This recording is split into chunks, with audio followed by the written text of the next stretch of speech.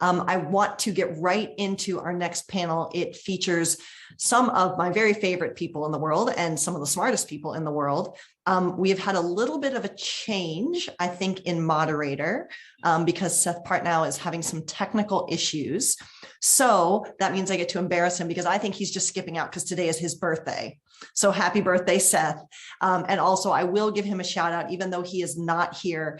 He recently released a book called The Mid-Range Theory, Basketball's Evolution in the Age of Analytics. It's one of the best books I've ever read. Even if you're not a basketball fan, I highly recommend. But with that, I'm going to turn myself off and hand you over to the brilliant Michael Schuckers, who's going to moderate this panel. Michael, take it away. Thank you, Allison. And I guess we have had more than a little bit of technical difficulties. One of our speakers or one of our panelists not yet here, and Seth having some internet issues. I'm going to go ahead and introduce the panel and hope that Asthma hops on while I'm doing that. So I will start with Dani Chu. Dani, oh, there is Asthma, but oh, yeah. Okay, technical folks, I think Asthma is in as a participant rather than as a panelist. And so if we could help her out, that would be great. Back to introducing Dani. Dani's a quantitative analyst with the Seattle Kraken, graduated with a master's in statistics from Simon Fraser in 2020. At SFU, he was co-president of the SFU Sports Analytics Club with Lucas Wu and Matthew Ryers. Along with his team, he was winner of the college division of the 2019 NFL Big Data Bowl and a grand finalist for the open division of the 2021 NFL Big Data Bowl. The 21 NFL Big Data Bowl team donated their finalist prize to FSU to endow the Sports Analytics Award for Indigenous students in science, help increase the diversity of peoples working in sports analytics. He's also interned as a statistician at the NBA, Best Buy Canada, and Fraser Health Authority, and consulted for the National Football League. Our second panelist is Andrew C. Thomas, and he is director, hey Asma, welcome. Director of Data Science at Sports Media Technology, SMT, responsible for a team that finds insights, in high throughput data collected by the company across multiple sports, including hockey, baseball, tennis, mixed martial arts. His primary work is in developing and maintaining the puck and player tracking system used by the NHL. We might have heard something about that yesterday. And discoveries available to parties, including the league itself, its franchises, and broadcasters. Following a career as a professor of statistics and data science at Carnegie Mellon University and the University of Florida, he served in the front office for the NHL's Minnesota Wild and consulted for multiple Major League Baseball teams. Andrew earned his PhD in computational statistics from Harvard University and his bachelor's in physics from MIT. And last but not least, by far, Asmae Toumi is the Director of Analytics and Research at PursueCare, a company that provides personalized treatment for mental health and addiction. And she is also the editor-in-chief of Hockey Graphs. Excellent. So I'm going to get us started. The title of the panel is Solving Problems with Data. And I guess I want to start with the solving problems part. And so maybe I'll start with Asma. How do you identify sort of the problems that you want to attack? Sure. Hi, everyone. It's a pleasure to be here. I'm so sorry I'm joining from the airport, so hopefully will not be too disruptive. But the way I like to attack data is just sort of, making sure that I speak to the end users of my findings first to make sure that we identify the right questions that we want to ask, and then tailor my approach to answer those as best and efficiently as possible. I find that kind of top-bottom approach works really well for me in setting my priorities and making sure that I'm delivering actionable insights at the end of my projects. Andrew, Dani, you want to chime in there? I don't know. I mean, both Dani and I are probably in the position where other people are asking us what they want as opposed to what we want to find. we're both in a position where we're dictating, or we're being dictated to by customers, I think is the way that Alex put it earlier. I think Dani can speak to specifically what's going on in the franchise today, but right now, mostly what I'm trying to figure out as far as a problem to solve is, what does the entire pipeline look like? Like, for example, if I want to know something about a data quality issue that I have to fix, I'm usually going to look earlier on. Whereas if I want something on the customer client side, I'm usually going to go right back to the end data and not worry too much about what's coming out. Mostly just as a matter of time, because if I'm trying to solve a problem really quickly, like to define some measure for something, that's a problem to solve, but it's also a very open-ended question. I'm going to spend a lot of time trying to figure out what that whole process is going to look like. Whereas if the problem I'm trying to solve is how to speed up some bit of software, or why doesn't this thing work as quickly as it should, there's usually more pressure on those kinds of problems compared to something that's a little more open-ended too. So usually it's a matter of balancing need with interest at some point alongside where the resources are that I can tackle a problem with. Cool. Yeah. And first of all, thanks for having me. I remember, I think Ottawa Hack is like the first conference that I heard about it in terms of hockey analytics, reading about it in the paper in Vancouver. So it's cool to be able to speak at one. But I think in terms of interesting problems to look at, I think I'm usually looking for three things.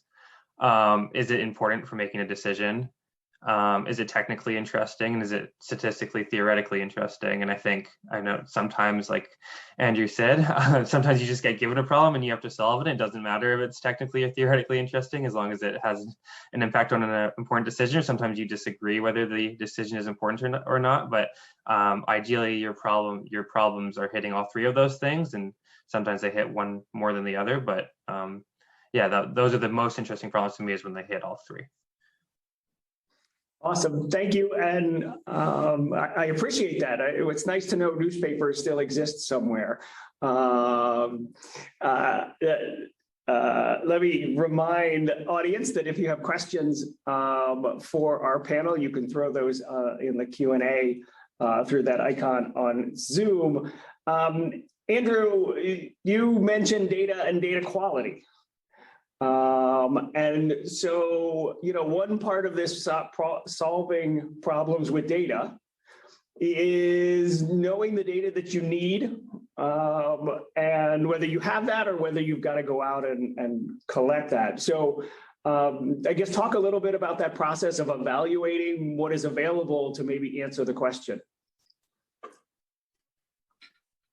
Well, that's a heck of a load of a question to get into. So let me try and narrow it down to something a little more with, so I'm thinking about like a hockey problem in the past that we want to get into, because there's been lots of examples today about how to do that. And defense is another good one that's common to this conference. So I think it'd be a useful, instructive piece. So if we're trying to figure out a player's individual impact on a defense, there have been lots of attempts to do that using more primitive data, such as something like plus minus was, I think, one of the first, whether or not it had advantages or disadvantages. Let's say that's the only source of data you've got, which it was for a long time. The best you can really do is map out the pluses and minuses, no pun intended, no, totally pun intended, of that data to figure out where your signal is going to come in. Like for goals, you're talking about something that might only happen 5-6 times a game. And so a lot of players might not even get touched in that. So you've already got a pretty wide range of outcomes to look at there. And maybe you can make some statistical adjustments. I know there are some models dealing explicitly with modified plus minus that were adapted in basketball by at least some people who are currently in this chat. So there are lots of approaches you could take with that, but even that's getting you a bound on what kind of an error you're dealing with. And if that's what you're forced to live with, then so be it. But usually if you're talking about getting more data into a problem and just going, damn, I wish I had tracking data or something like that, but it's never going to come, or it's going to come 3 or 4 years from now, you just kind of have to figure out if what you're working on now is going to make enough of an impact. So, I mean, that's exactly why people started to mine new sources of data like shot metrics to get assessments of team defense based on shots. I refuse to use the old names for it, but let's just say team shot attempts for, shot attempts against on ice stats that are now featured on NHL.com. Those are giving you a better idea only because of sample size, let alone everything else that's coming into it. But it's still not getting you a complete picture. And it's also telling you very different things because it's only giving you a full, I think Eric Tulsky talked a while ago about one of his analogies was what you're doing with a data set is if you were watching hockey in the dark and occasionally flicking on the lights and seeing some little blueprint of what's going on there. And the better the data gets, the more of those flashes you're going to get. So if you're trying to solve a problem like defense and you know you can get more flashes into it and you can combine it with the methods that'll get you some traction to solve some of the statistical issues that come with, say, collinearity in data, or even just dealing with is being able to separate the shots from the goals pieces. You're able to crystallize parts of the problem in a data capacity that still need an interpretation as far as what you're actually learning is. And for a lot of those flicks of the light on and off with shots and everything, you're still getting a very blurry picture of everything that's going on. So now the big new thing that we're hoping to dig into much more detail is tracking data, where you've now got much more micro levels of interactions. They might not be as compatible with what you were doing earlier, but they're focusing on a different piece. So I guess kind of to wrap up with your initial question is how do you how do you decide what data is sufficient? Usually you just try to get as greedy as you can and dig in. But fundamentally to that is figuring out what your uncertainty is and what you can, what your power is to be able to take any of these pieces out with respect to a question. And a lot of the times it's figuring out that question that for what you can do with the data that you can translate into hockey terms or basketball, whatever sport you're looking at. That translation is going to be more fundamental to the problem than necessarily how much more data you could get that's unachievable for now. I hope that wrapped back around to a sensible thing, but I think in terms of quoting other pieces of the literature in the last 15 years, I crammed in about an encyclopedia's worth, so lots to look up. Yeah, no, kudos to you on that. Asma, Dani, you want to take a crack or add anything? Yeah, I think Andrew hit a lot of important notes there. I think the one that maybe he didn't mention, which is I'm going to refer to Micah Blake McCurdy's great story that he told. I probably told it many places, but I heard it at Van Hack. Was that I mean, you never have the data that you're looking for, and he talks about how he wished he could take every NHL player and put them into an ice rink. I think it was in the Swiss Alps, and like try different combinations of them, and see what happens when you offer them different strategies. But I think something that Andrew didn't touch on there was just like sampling bias. Like even when we get tracking data, we can only measure players in the situations that they're asked to be in and situations that they're put into, players that they're put with. And so you're always going to encounter that problem unless, AC, if you want to really get us to pay for data, like if you can get the NHL players to the Swiss Alps, like that data would be incredible. So you're always dealing with this issue of sampling bias and different biases of your data. And so, you always have to be cognizant of that when you're working on a problem. And when you're figuring out what questions you can ask and you can solve, you have to be super, super mindful of where your data is coming from and how it's generated. And I think to piggyback on that, right, it's an observational study rather than an experiment in sort of statistical terms, which makes me think of clinical trials and asthma, sort of maybe some public or mental health applications. So are there things that you see in that world that can shed some light on this? Yeah, definitely. In the spirit of the question, I think the decision in which you decide to pursue more data or different data really does depend on the question and the scope of the project itself. I think you began to touch on it a little bit, is your question, is your project more observational in nature, descriptive, or is it, experimental or inferential? And usually with inference, you do need, more robust data and to account for more biases and confounders. And that's really when you should start thinking about getting the best quality data and the most complete data. And that's definitely something that we think about a lot in our field to account for social determinants of health and other confounders that can explain health outcomes and health disparities. And I'd like to think it's very much the same in hockey as well. Can I can I tell a story here about asthma that I think is a good story? I know, I'm sure it is. At the one of the New England symposiums in sports, Asthma presented a poster. I think it was with Mike Lopez, that got to that exact issue. It came down to using a causal inference. I was either both matching outcomes or propensity scores or both to look at entries. And when I saw that, I thought, yes, finally, we're getting some good causal inference work in here, because it got right to the key question of what happens if. And a lot of the time, we're not really able to crystallize the question of what happens if, because we're missing a lot of this context, because we're not in a true experimental setting. We're not get to dropping them into the Alps, which, by the way, I would do if I was either a billionaire or a Bond villain. So let's come back to that when either of those happens. But the approach that Asmae had used for that, with the data that I think was event level data from Stathletes, if I'm not mistaken, it was great. It was like it said to me, this is the future of where a lot of these studies should be going once we get this kind of data, because you can even use it in earlier studies where you don't have the same resolution, but you do want that same perspective. You want to be able to say, what context do I have available here that I should be looking for and I should be trying to eliminate? And I think I said to her at the time, because if this is 2019, it was right after I'd gotten lost my access to a lot of this good data.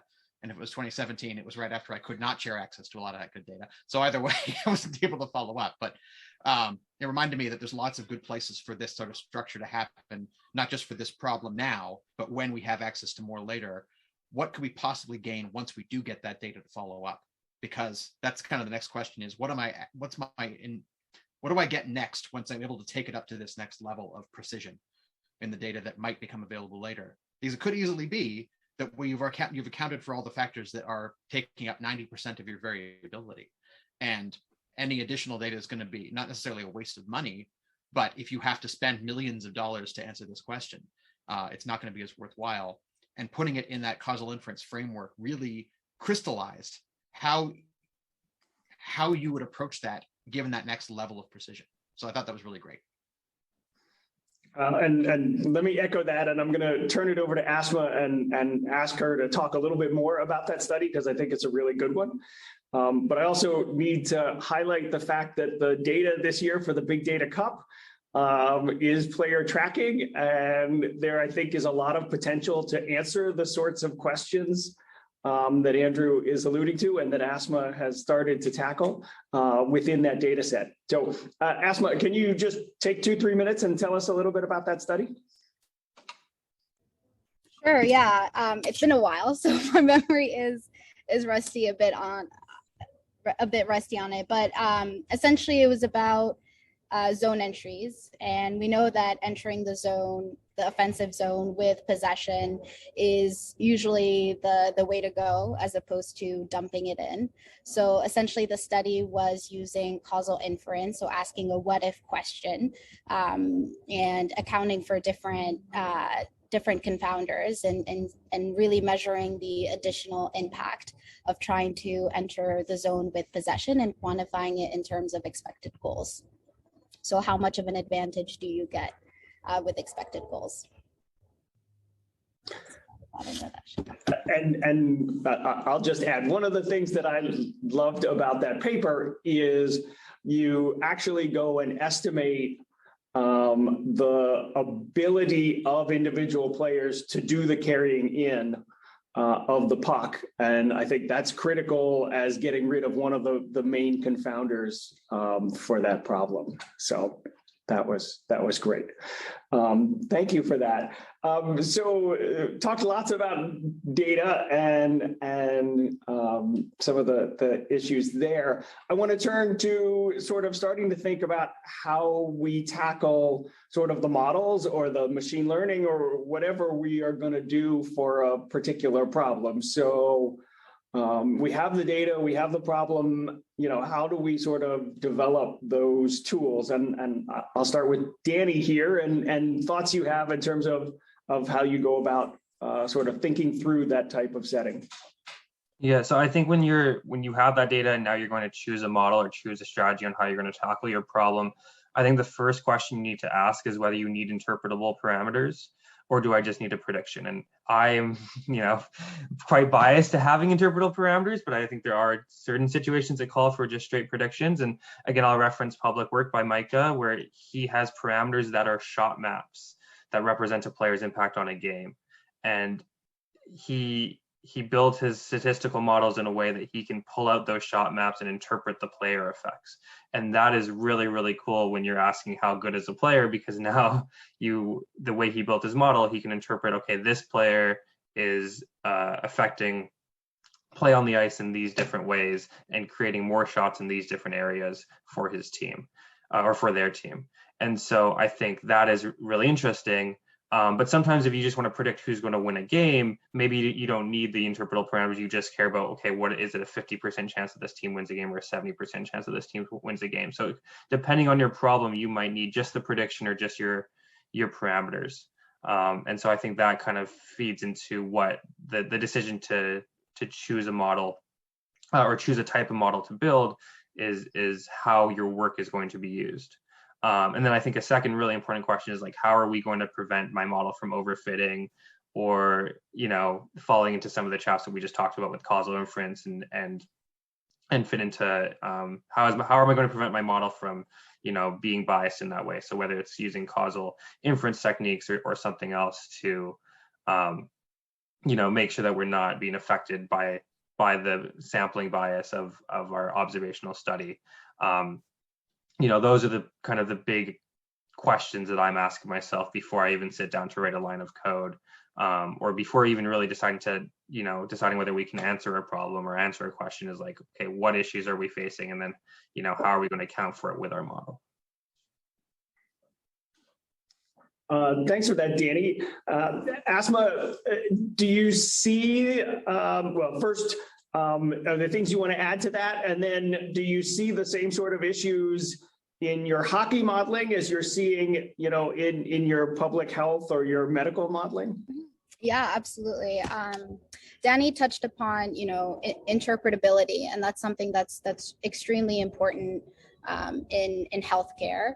And it is, I think, very important in hockey too, for many reasons. For one, just validating the findings of your model, making sure it's passing sanity checks, but also for buy-in, I think.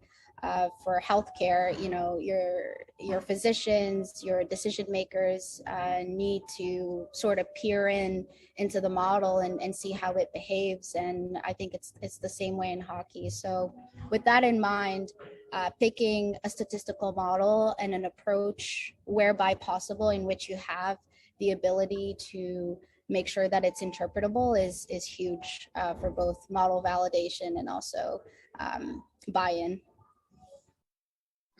Yeah, that's great. Andrew, anything you want to add?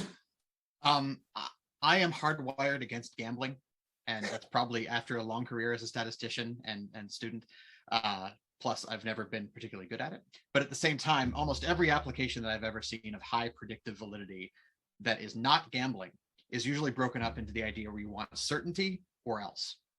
So for example, a lot of the models that are out there for detection of events or faces or whatever feature you're looking for, people are usually only interested in the certainty, in finding certain cases, and the mushy middle ones that are within that, say, 10 to 90% band are a little more nebulous. And I think a lot of the election prediction stuff has told us a lot of that too. So usually that biases me already in favor of looking for something that's more interpretable if I'm not working in those areas. And I'm usually, I work in lots of different places with each of those where we do want some certain parts versus we do want to see probabilistic advantage at the player level or the event level. But it's usually in those interpretable cases that it's those mushy cases where the interpretability really starts to matter, where you're asking questions like in the net, is this player better than this player, or by how much? And there, it's also usually dictated by the people who want to know, who are not me, who are the clients who want to know something about this. Relating to that, I wanted to at least bring up a current example that I swear I'm not crapping on, which is the face-off model that the NHL has debuted in the broadcast side. It's fascinating to me. I think the most interesting part of it for me is not so much there is a model you can do, because the statistical models, you can do pretty well with a very simple statistical model to get you into that mushy middle. The really fascinating part for me is how quickly it happens. That they can wire up a system that uses the tracking data that says it's detected these two players in, and instantly it's saying, well, these are the two guys who are most likely to take the face off. That's the NHL, so I'm afraid it's just guys for now. But eventually, these are the two players, once we get that level of data, who are coming in, and based on these factors, this player is more favored, and you can do something with that. I mean, eventually, I think they wanted to do instant gambling. Definitely came out in these stories. But where it gets most interesting for me with this instant real-time model prevalence is now you're starting to predict things that are rare but could also be interesting, like the probability that this player wins the face-off and it goes to the left defenseman, because that's what an expert is going to say is the most likely outcome that this center is trying to take on the play. So if you're narrowing it down to a very specific but rare question that comes back to not just the what ifs, but something about the substantive nature of whatever you're trying to tie your analysis into, that's usually when I'm a little more favorable towards the just pure predictive side, only because you've made a substantive connection outside of your model, as opposed to something more inside the model where it's that valuation question becomes more relevant. Yeah, that's well, and yeah, you touched on something really interesting, and there's lots of ways to go there. But I'm going to pause here a second and ask folks to throw some questions into the Q&A for our expert panel here. And we have one to kick it off.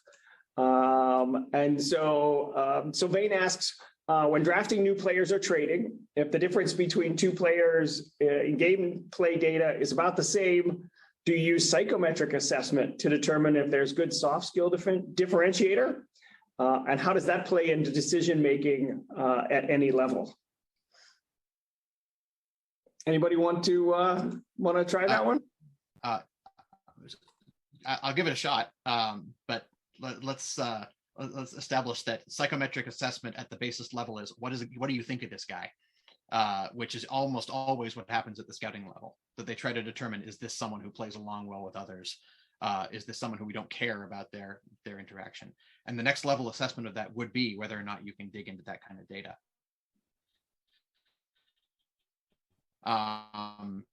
I have never had access to it, so I couldn't tell you whether or not. I know that there are at least a couple of active companies that are trying to make it happen. I don't know where they get their data. They'd have to get it at a volunteer level one way or another. But I would suspect that it's something that's going to be more important as we go into it. The trick is going to be whether or not it replaces the informal network that most of the scouting world currently depends on for this kind of ascertainment. Dani, Asthma, thoughts?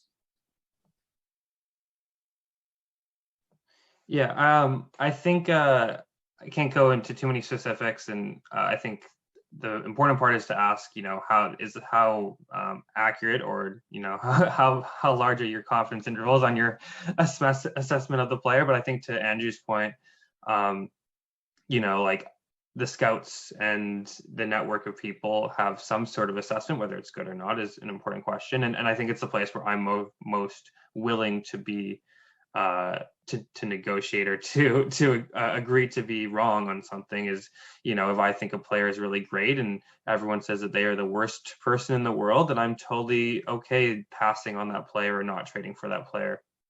And to me, that's a very convincing argument not to get a player, even if they may be good for their contractor or for our team. I think it's an important part of it, and our on-ice data might not account for that, but it's something where when we go to make a decision, you have to be aware and ready to adjust your expectations of that player because of that information. So I think the specific psychometric assessments, it would be on a case-by-case basis, but in general, I think it is an interesting thing to consider, and it is something that is considered already through scouting networks, like Andrew said.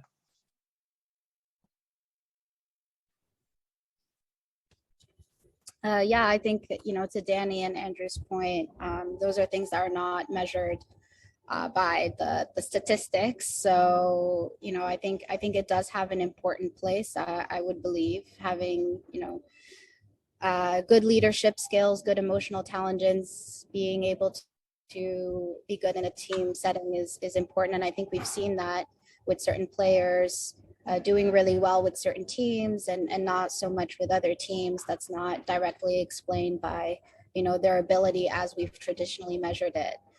So I think it's definitely things that many hockey clubs think about. And I think, I don't know as to the validity of the psychometric assessment themselves, but I do know that it's very important and that it does make a difference in players' on ice performance.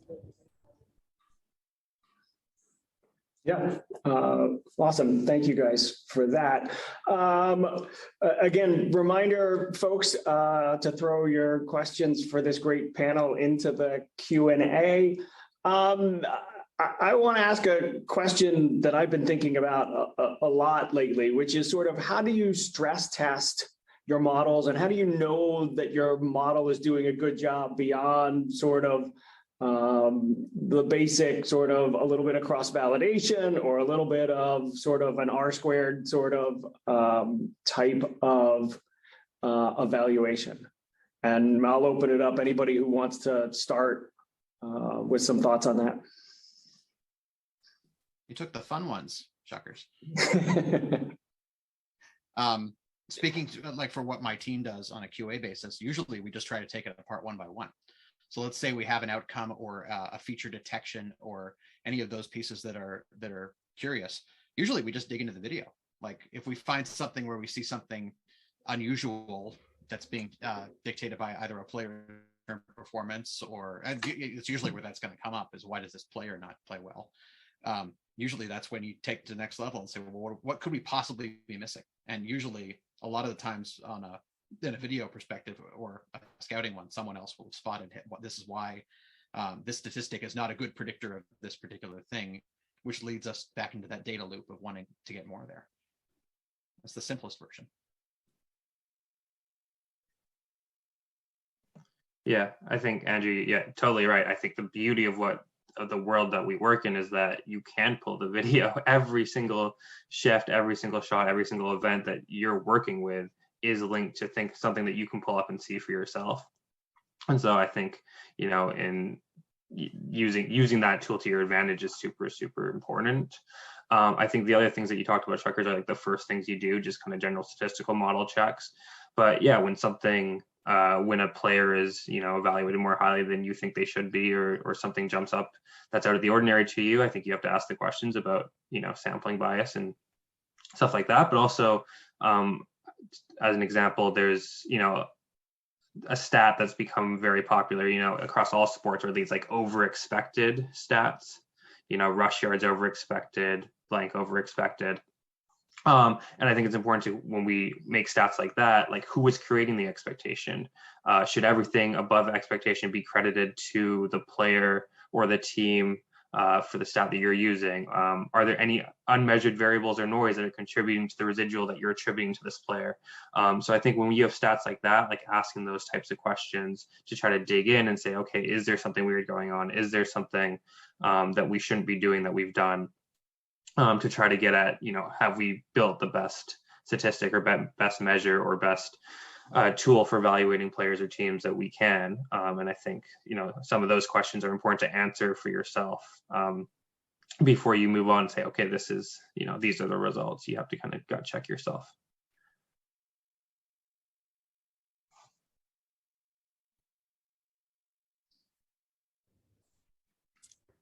Yeah, no, completely agree with Dani and Andrew there. And I think the stress test really of your models is seeing then how, how your players or your patients behave and how they're evolving over time. And if it's not to your expectation, then you kind of have to go and reassess your model. And oftentimes we'll find that you didn't adjust for certain confounders. And sometimes that's really when the interesting work begins, at least in healthcare, where now social determinants of health are becoming so huge. And it didn't used to be that way. But things like income, poverty, racial, demographic information can really explain health outcomes in a way that was surprising but expected for a lot of people. So oftentimes you need to go back and make sure you're capturing that data and accounting for it. And I think that highlights one of the differences between sports and sometimes the rest of the world is that most of the time in sports, we've got a fairly static set of rules. And, our data is pretty good. I mean, I think Nate Silver's got a nice piece out on 538 about, sports is sometimes hard, but, our data is pretty good compared to some of the messiness that exists for some of the other problems of the world. I guess the other thing that I was hearing, if I would summarize, is go back to ground truth if we have it. And to pull up the video. And I think the question is, and I don't, is what do you do when you don't have ground truth? And, in these player evaluations, I don't know that there is ground truth. I don't know. Any of you want to comment on that?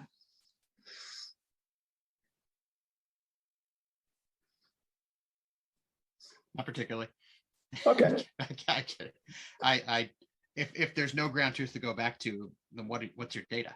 Like if that's you're usually trying to assess something that's been counted in the case of sports, or in medical purposes, you're looking at examinations or other factors. I don't know what truth is if I'm not measuring it.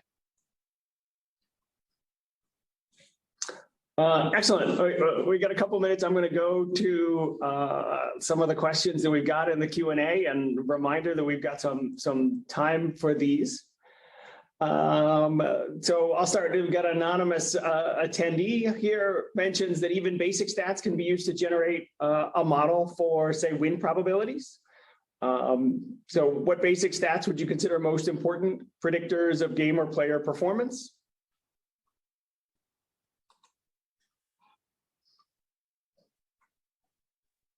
Well, time on ice is, but if you had to pick one, they always say time on ice is the most basic for a particular player. Good players get more time on ice. Bad players get less. I'm being cheeky, but that's really what a lot of people, it's that selection effect that Dani was talking about there too. But if we're talking about something, if I had to pick one thing other than time on ice to look at, I'd take shot differential as a first hack, just to figure out what's going on. And I'll say somewhere Gabe Desjardins is smiling because I think I cribbed that off of him. Yeah. Dani, Asthma, you want to add to that? Asthma, it's all yours. No, definitely. I think time on ice, shot metrics, age, accounting, maybe for the players that they play with, the team. I think those are all important things to think about for a model that assesses the player. Excellent. Another one from the Q&A here. So Philippe says, I knew you guys talked a great deal about data reliability, and I do believe it's super important, especially in the context of hockey analytics. Do you find reliable data on certain leagues that don't necessarily post data or might be uncertain? I'll use the phrase there, uncertain in terms. And so how do you go about differentiating what leagues have reliable data and then trying to account for missing or incomplete data? You let Namita do it? No, like she loves the amateur stuff, so if she wants to, it's all hers. On a serious note, I think just asking the question, sometimes the data's not there and you have to really be critical of it. I think if it's unreliable, your analysis is going to be unreliable, garbage in, garbage out. Like, you might not be able to do anything. You might be able to account for things. It might require a lot of manual work to dig through to see if things are complete or are accurate. But if you don't have accurate data, either you have to go collect it yourself, or or not do the analysis at all. Sometimes that's important.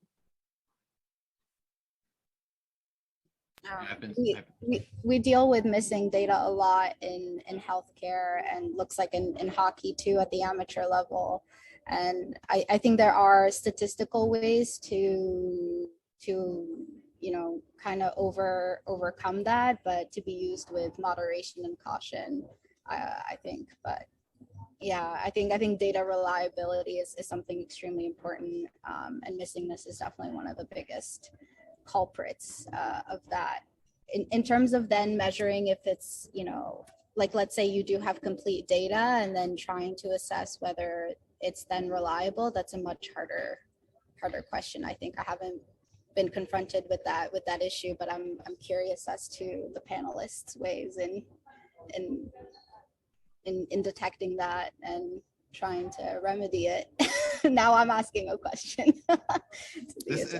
So here's an example that I've heard that I have never been able to validate, but it was the suggestion that scorers in the Q, the Quebec Major Junior Hockey League, are more favorable to giving out assists to Francophone players. I have no idea whether or not that's actually true or if it's just reputational.